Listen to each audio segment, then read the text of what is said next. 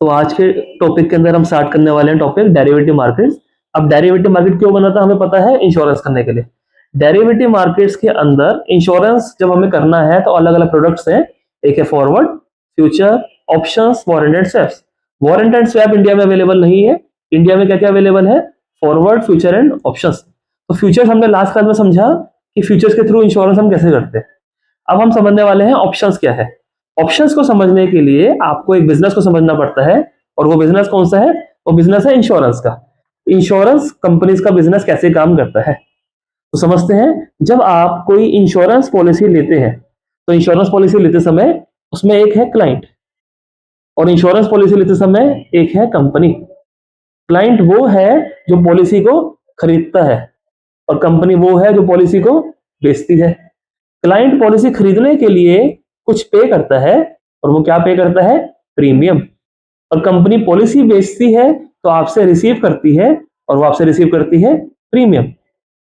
अब क्लाइंट ने प्रीमियम पे कर दिया कंपनी को 5,000 रुपए, और कंपनी को प्रीमियम मिल गया 5,000 रुपए। कंपनी ने उसके बदले वादा कर दिया कि मैं आपको एक 5 लाख रुपए का कॉन्ट्रैक्ट साइन करके दे रही हूं, और क्लाइंट के पास 5 लाख रुपए का कॉन्ट्रैक्ट आ गया। अब समझना ये है कि एक क्लाइंट और एक कंपनी में से दोनों में से अधिकतर कौन जीतता होगा। कंपनी क्या सोचती है, मैं हिंदुस्तान में आके अगर 1 करोड़ की आबादी को 5-5 हजार रुपए की पॉलिसी बांट दूं तो मेरे पास 5,000 करोड़ रुपए इकट्ठे हो जाएंगे। अब पॉइंट क्या है, हर आदमी तो क्लेम लेगा नहीं। तो क्या लगता है आपको कंपनी क्यों जीत रही है? क्योंकि वो 1 करोड़ लोगों के पास बेच के 5,000 करोड़ इकट्ठे कर लेती है इसलिए? नहीं, कंपनी के पास एक पावर है, और वो पावर है समय की। कंपनी यहां शर्त रख देती है कि अगर आप 1 साल के अंदर अंदर क्लेम लोगे तो ही आपको प्रॉफिट मिलेगा, नहीं तो ये प्रॉफिट आपको नहीं मिलेगा। तो अगर आपने एक पॉलिसी खरीदी जिसके लिए आपने 5,000 रुपए दिए, और अगर आपको उसका क्लेम नहीं लेना पड़ा तो आपका मैक्सिमम लॉस कितना होगा? 5,000 रुपए का, यानी कि आपका लॉस है लिमिटेड।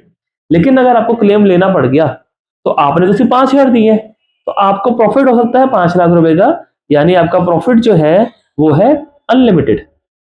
दूसरी तरफ जो कंपनी है, कंपनी को आपसे कमाई कितनी हुई है? वो है 5,000 की, यानी कंपनी का प्रॉफिट है लिमिटेड।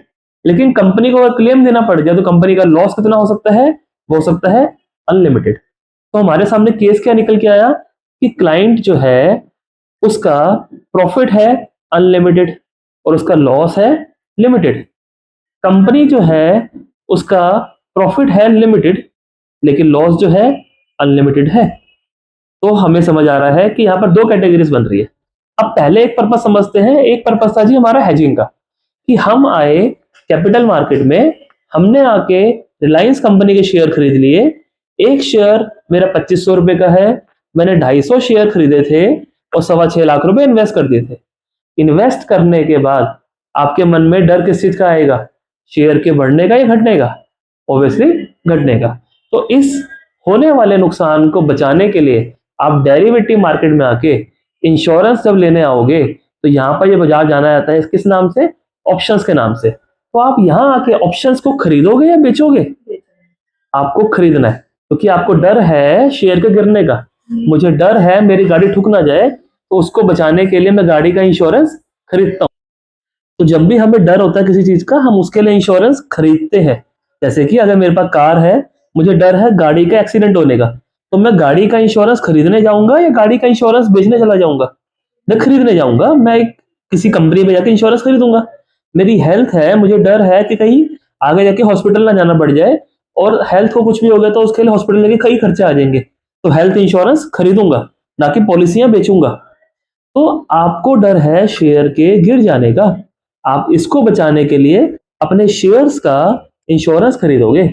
तो सोचिए, आपके पास रिलायंस के शेयर्स हैं, आपको डर है शेयर गिरने का, आप इसको बचाने के लिए मेरे ऑफिस में आए और आप मुझे क्या कहेंगे कि सर मेरा शेयर गिर जाएगा तो मुझे नुकसान होगा, मुझे कोई प्रोडक्ट दीजिए। तो आप मेरे से प्रोडक्ट खरीद रहे हैं और मैं आपको ये प्रोडक्ट बेच रहा हूं। तो आपको डर था शेयर के गिर जाने का, तो मैंने कहा था सर आप मेरे से पुट खरीद लीजिए। पुट एक प्रोडक्ट है जो लोग खरीदते हैं जब उनको डर होता है शेयर के गिरने का, और मैं उनको पुट बेच देता हूं कि अगर आपका वो आपका नुकसान होगा तो मैं आपको पैसा दूंगा। तो ऑब्वियसली आपको लगता है गिरेगा तभी तो आप खरीद रहे हैं, लेकिन मुझे लगता है नहीं गिरेगा इसलिए मैं बेच रहा हूं। इसी प्रकार समझिए एक प्रोडक्ट और हमारे सामने आता है कि मैं इंपोर्टर या एक्सपोर्टर हूँ।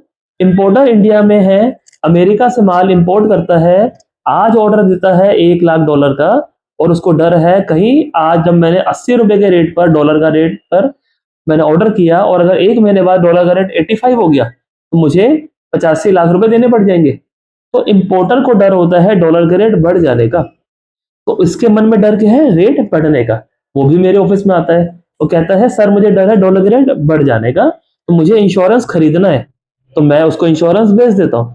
तो मैं उसे कहता हूँ सर जब किसी को डर होता है रेट के बढ़ने का तो मैं आप मेरे से कॉल खरीद लीजिए, और मैं आपको क्या बेच रहा हूँ, कॉल ही बेच रहा हूँ, क्योंकि आपको डर है बढ़ने का तो मुझे डर नहीं है। तो हमारे सामने कुछ प्रोडक्ट्स, कुछ वर्ड निकल आते हैं, जैसे कि एक वर्ड निकल के आ गया कॉल बाय, एक निकल के आ गया कॉल सेल, एक निकल के आ गया पुट बाय, और एक निकल के आ गया पुट सेल। तो समझिएगा, मैं जानता हूं टॉपिक डिफिकल्ट है लेकिन समझ आएगा। अगर मेरे पास शेयर्स हैं, मुझे डर है शेयर के गिर जाने का, मैं उसका इंश्योरेंस खरीदूंगा। कैसे? पुट बाय करके। मेरी एक फैक्ट्री है, मैं वहां टोमेटो केचप बनाता हूं, मुझे डर है टमाटर के रेट बढ़ जाने का, उसको बचाने के लिए मैं टमाटर का इंश्योरेंस खरीदूंगा। तो मैं टमाटर की कॉल बाय कर लूंगा, क्योंकि कॉल बाय की जाती है जब डर होता है बढ़ने का। मेरी फैक्ट्री है, मैं वहां कॉपर की तार बनाता हूँ, मैं बिजली की तार बनाता हूँ और बनती है कॉपर से। अगर कॉपर का रेट बढ़ गया तो तार के बंडल महंगे बनेंगे, उसको बचाने के लिए मैं कॉपर की कॉल बाय करूंगा। तो जो भी कोई बिजनेस है, जब किसी को डर लगेगा बिजनेसमैन को, वो ऊपर के डर के लिए कॉल बाय करेगा और नीचे के डर के लिए पुट बाय करेगा। मैं एक ज्वेलर हूं, मैंने दुकान पर 1 किलो सोना रख लिया, 10 ग्राम का रेट है 1,00,000 रुपए, गोल्ड गिर गया 90 पे आ गया तो ग्राहक मेरे से 90 में लेगा, मुझे नुकसान होगा। मुझे डर है कहीं गोल्ड का रेट गिर ना जाए, इसको बचाने के लिए मैं गोल्ड की क्या करूंगा, पुट बाय कर लूंगा। तो इंश्योरेंस खरीदने के लिए आप हमेशा कॉल बाय या पुट बाय ही करते हैं जब कोई बिजनेस की बात होती है। कॉल बाय करते हैं जब रेट बढ़ने का डर होता है, पुट बाय करते हैं जब रेट घटने का डर होता है। लेकिन सर मैं तो यहाँ ट्रेडिंग करने आया था, मेरे पास तो कोई बिजनेस नहीं है। तो जब हम ट्रेडिंग करने आते हैं तो ट्रेडिंग करने के लिए हमारे पास एक कैपिटल मार्केट था, एक डेरिवेटिव मार्केट था। वहां तो आपको ट्रेड करना ही गया था। डेरिवेटिव में जब आप आए थे यहाँ फ्यूचर था और एक ऑप्शंस था, फ्यूचर में भी आपने सीख लिया था। अब आप ऑप्शन में जब आए और आप सोचेंगे कि मैं ऑप्शन में ट्रेड करूं, तो आपको समझना पड़ेगा यहाँ 2 कैटेगरी में काम होता है। या तो आप ऑप्शन बायर बन सकते हो या ऑप्शन सेलर बन सकते हो। अगर आप ऑप्शन बायर बनते हो और आप ट्रेडिंग में नजरिया बनाते हो ऊपर का या नीचे का, आपको लगता है ऊपर जाएगा, तो ऊपर के लिए ऑप्शन बायर कॉल बाय कर रहा था और नीचे के लिए पुट बाय कर रहा था। जो आपने देखा वर्ड्स यहां से निकले कि कॉल बाय कहां हो रही है, ऊपर के लिए, और पुट बाय कहां हो रही है, नीचे के लिए। अगर आप बाजार में ऑप्शन सेलर बनते हो तो ऊपर के लिए आप पुट सेल कर देते हो और नीचे के लिए आप कॉल सेल करते हो। ये कहां से निकला? ये यहां से निकला था जब आपने देखा कि अगर एक बंदा कॉल बाय ऊपर के लिए कर रहा है तो कॉल सेलर नीचे के लिए कर रहा था, तो कॉल सेल नीचे के लिए, और पुट सेल ऊपर के लिए हो रही थी क्योंकि कोई पुट बाय नीचे के लिए कर रहा था, पुट सेल ऊपर के लिए। कंफ्यूज होने की जरूरत नहीं है, आपके सामने एक सिंपल टेबल अभी आ जाएगी, इससे आपको क्लैरिटी आसानी से मिल जाएगी कि क्या करना है। आपको क्या करना है समझिए, आपको बाजार में आना है ट्रेडिंग करने के लिए, और जब आप ट्रेडिंग करेंगे तो अपना आप नजरिया बनाएंगे शेयर ऊपर जाएगा या नीचे, इसको हम बोलते हैं आप अपना व्यू मेकिंग करेंगे, जो आप सीखेंगे यूनिटीएस या टेक्निकल्स के अंदर। उसके बाद आप डिसाइड करोगे मैं कैपिटल मार्केट में काम करूं या डेरिवेटिव में। फिर आप समझोगे कि कैपिटल मार्केट में तो मैं रिटेलर हूं और डेरिवेटिव में होलसेलर हूं। कैपिटल मार्केट में तो एक शेयर ले सकता हूं, डेरिवेटिव में पूरा लॉट लेना पड़ेगा। कैपिटल मार्केट में एक्सपायरी नहीं होती, डेरिवेटिव में एक्सपायरी होती है। कैपिटल मार्केट में जब मुझे लगता है शेयर ऊपर जाएगा तो ऊपर के लिए मैं उसको बाय कर लेता हूं और नीचे के लिए मैं उसको सेल करता हूं। लेकिन डेरिवेटिव मार्केट में अगर मैं काम करूंगा तो पहले मैं सोचूंगा मैं फ्यूचर्स में काम करूं या ऑप्शंस में। अगर मैंने सोचा फ्यूचर में काम करूंगा तो ऊपर के लिए फ्यूचर को बाय करता हूं और नीचे के लिए फ्यूचर को सेल करता हूं। अब मैंने सोचा कि अगर मेरे को फ्यूचर समझ आ गया तो मैं जाना चाहता हूं ऑप्शंस में, और अगर मैं ऑप्शन में जाऊंगा तो वहां जाके 2 रास्ते और खुलते हैं, मैं ऑप्शन बायर बन के काम करूं या ऑप्शन सेलर बन के। अगर मैं ऑप्शन बायर बनता हूं तो ऊपर के लिए कॉल बाय किया जाता है और नीचे के लिए पुट बाय, और ऑप्शन सेलर बनूंगा तो ऊपर के लिए पुट सेल और नीचे के लिए कॉल सेल। तो फिर से समझते हैं, घबराने की जरूरत नहीं है। हमने देखा रिलायंस का शेयर है, मैंने ट्रेडिंग करने के लिए नजरिया बनाया कि मुझे लगता है सपोर्ट पर है, मुझे लगता है ऊपर जाएगा, मैं खरीदना चाहता हूं, मेरी मर्जी मैं कैपिटल मार्केट में एक शेयर लेके करूं, मेरी मर्जी मैं फ्यूचर्स में पूरा लॉट लेके काम करूं, मेरी मर्जी मैं डेरिवेटिव में जाके ऑप्शंस में बायर बन के काम करूं, तो मैं ऊपर के लिए कॉल बाय दबा दूंगा, और अगर मैं ऑप्शन सेलर बन के काम करना चाहूंगा तो मैं पुट सेल दबा दूंगा। अब आपको यह समझना है कि मैं कौन सी कैटेगरी का ट्रेड करूं। देखिए, अब समझना पड़ेगा कि जब मैं ट्रेडिंग करने जा रहा हूं तो जो ट्रेडिंग का बिजनेस है उसकी नींव किस पे टिकी है, वो टिकी है प्रोबेबिलिटी पे, जीतने की संभावना। अगर आप एक सिक्का उछालेंगे तो प्रोबेबिलिटी 50-50 है, लूडो में 1/6 है, शेयर खरीदेंगे या तो ऊपर जाएगा या तो नीचे, तो 50-50 की प्रोबेबिलिटी है। यानी कि अगर आपने कैपिटल मार्केट में शेयर खरीद लिया 2500 रुपए का, तो 2500 एक पे जाएगा तो प्रॉफिट है और नीचे गया तो आपकी कैपिटल मार्केट में प्रोबेबिलिटी कितनी है, 50-50। 2500 का शेयर कितना ऊपर जा सकता है, कितना भी, कितना नीचे जा सकता है, कितना भी, यानी प्रॉफिट है अनलिमिटेड और लॉस भी है अनलिमिटेड। अगर आप फ्यूचर्स में काम करोगे तो बस फर्क यही है कि एक शेयर नहीं मिलेगा, पूरा लॉट मिलेगा, तो 2500 का शेयर कितना भी बढ़ सकता है, कितना भी घट सकता है। अगेन फ्यूचर्स में प्रॉफिट भी अनलिमिटेड है और लॉस भी अनलिमिटेड है, और फ्यूचर्स के अंदर भी प्रोबेबिलिटी 50-50 ही है। लेकिन जब आप एंट्री करते हो ऑप्शंस के अंदर तो यहां पर सारा गेम थोड़ा डिफरेंट है। यहां अब प्राइस की बात नहीं होती, यहां बातें होती है प्रीमियम की। अगर आप देखते हैं कि रिलायंस का रेट कितना है, 2500, आप ऑप्शन बायर अगर बनोगे तो आपको 2500 नहीं देने, आपको 2500 के लिए देने होंगे कुछ 100 रुपए 200 रुपए, वो है प्रीमियम जो आप पे कर रहे हो। लेकिन अगर आप सेलर बनोगे तो आपको 2500 रुपए के लिए कुछ देने नहीं है, कुछ मिलेंगे, क्योंकि आप कंपनी हो, तो वो कितने मिलेंगे, 100 रुपए मिलेंगे। अब आपको समझना है, जब आप ऑप्शन बायर होते हो तो आप कुछ पे करते हो। आपने ऊपर देखा था कि जो बायर है उसका लॉस कितना होता है, लिमिटेड, और प्रॉफिट कितना है, अनलिमिटेड, क्योंकि भाई दिए ही 100 रुपए है, जा 100 रुपए ले जा। लेकिन अगर मेरी बात सच हो गई तो मेरी चीज का वैल्यू कितना भी बढ़ जाएगी। लेकिन अगर आप कंपनी बनते हो तो प्रॉफिट है लिमिटेड, सिर्फ 100 रुपए ही मिले हैं, वो आपकी कमाई है, लेकिन लॉस हो सकता है अनलिमिटेड, जो आपका अकाउंट को खाली कर सकता है। तो हमें समझ के आ रहा है कि ऑप्शन बायर अगर बनते हैं तो profit is unlimited and loss is limited, seller बनते हैं तो profit is limited and loss is unlimited. लेकिन समझिए, आपने अपनी गाड़ी के लिए या अपनी हेल्थ के लिए इंश्योरेंस खरीदा 5,000 रुपए का, अब आप हॉस्पिटल गए, वहां जाके बिल बना 2,000 रुपए का, तो इंश्योरेंस लेने का फायदा हुआ नहीं, क्योंकि आपने तो 5,000 रुपए दे दिए थे और बिल ही 2,000 का बना। मेरे पास गाड़ी है, मैंने गाड़ी के लिए 5,000 का इंश्योरेंस खरीदा, गाड़ी ठुक गई और ठीक करवाने का खर्चा ही 2,000 रुपए का आया कंपनी का, तो मेरा क्या फायदा, मेरे तो 5,000 लगे थे, इससे अच्छा मैं बिना इंश्योरेंस के काम करवा लेता। तो ऐसे ही 2500 रुपए का शेयर है, उसके लिए आपने 100 रुपए का प्रीमियम पे कर दिया। अगर आप ऑप्शन बायर हो, जब तक 100 रुपए रिकवर नहीं होंगे तो कमाई नहीं होगी, यानी 2600 रुपए बने आपका ब्रेक इवन पॉइंट। जब शेयर 2600 के ऊपर जाएगा तो ही मुनाफा मिलेगा। उसी प्रकार अगर 2500 रुपए का शेयर है और आप कंपनी बन के काम करते तो 100 रुपए देने नहीं होते, 100 रुपए तो पहले ही दिन मिल जाते हैं। अब क्लाइंट क्लेम ले या ना ले, कमाई तो हो गई, तो 2500 माइनस 100 2400, तो 2400 मेरा ब्रेक इवन है, यानी शेयर यहां खड़ा है, मैंने अगर बायर बनूंगा तो 100 रुपए दे दिए, अब 2500 का रेट यहां है, 2600 के बाद ही प्रॉफिट होगा।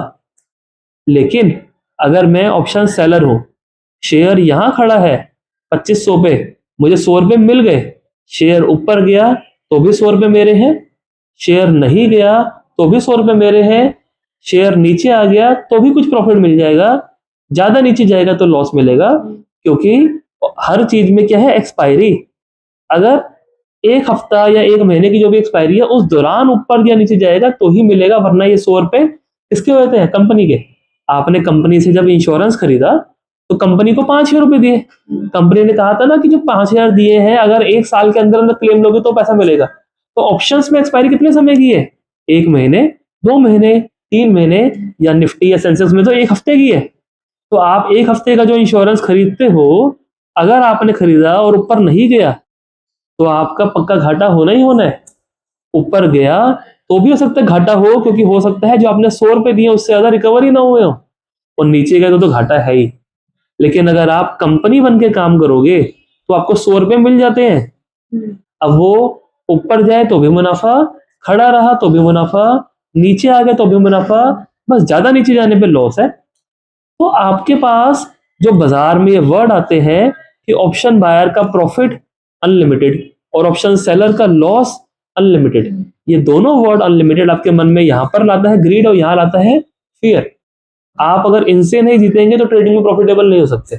तो ग्रीड और फियर के लिए आपको पता है आप कितनी बार भी कॉल या पुट बाय कर लो, कितनी बार अनलिमिटेड प्रॉफिट देगी, अधिकतर वो जीरो ही हो जाती है।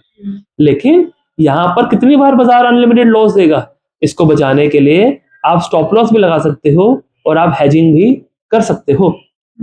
तो समझते हैं जितने भी लोग बाजार में काम कर रहे हैं अधिकतर लोग क्या बन के काम करते हैं, ऑप्शन बायर। क्यों? क्योंकि ऑप्शन बायर बनने में उनको दिखता है profit unlimited and loss is limited, and loss is limited.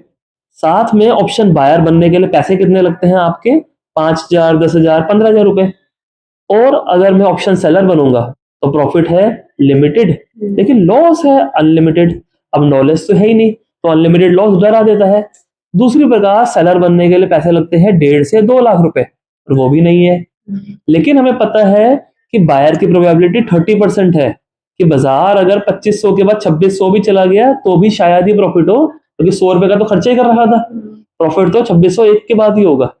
30% probability बहुत कम होती है और सेलर की 70% हो जाती है कि बाजार खड़ा रहा तो भी प्रॉफिट है।